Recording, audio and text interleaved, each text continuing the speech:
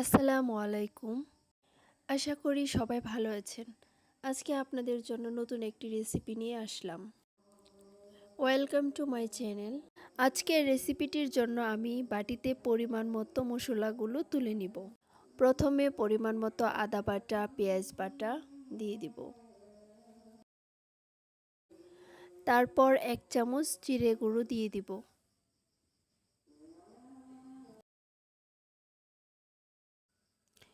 এক চামচ হলুদের গুঁড়ো দিয়ে দিব।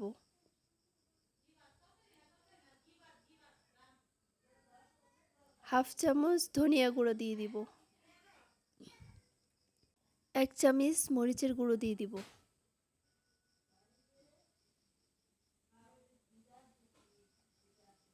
পরিমাণ মতো লবণ দিয়ে দিব। সিদ্ধ করে রাখা ডিমগুলো একটু হালকা তেলের মধ্যে ভেজে নেব।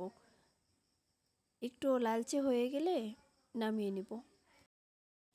একটি কড়াইয়ে সরিষার তেল দিয়ে তার মধ্যে বড় আকারের একটি পেঁয়াজ কুচি দিয়ে দিব।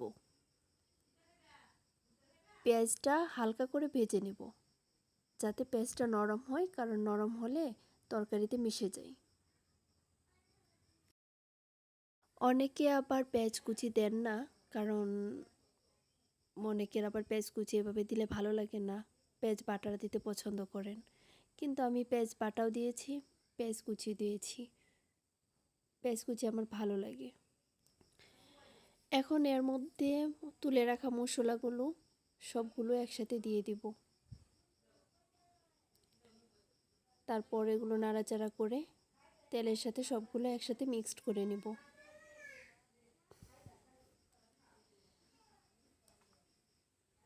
হালকা একটু পানি দিয়ে দিব, যাতে মশলাগুলো পুড়ে না যায়, কারণ পুড়ে গেলে ভালো লাগবে না খেতে। একটু গন্ধ হয়ে যাবে, ওই গন্ধটা ভালো লাগবে না।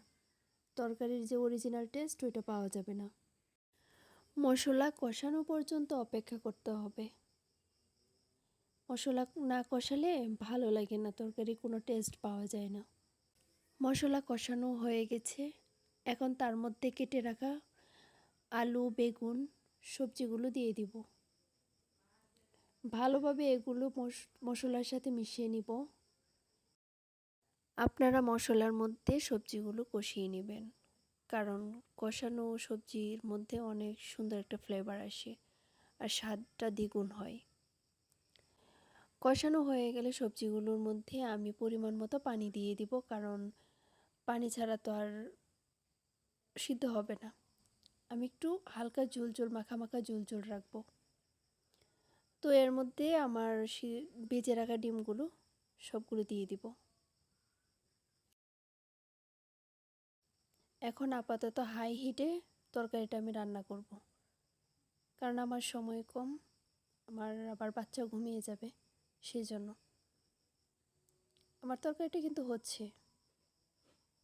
আপনারা এভাবে রান্না করলে আপনাদের অনেক খেতে ভালো লাগবে। আমার ভিডিওটি যদি আপনাদের ভালো লাগে তাহলে অবশ্যই লাইক, কমেন্ট, শেয়ার করতে ভুলবেন না।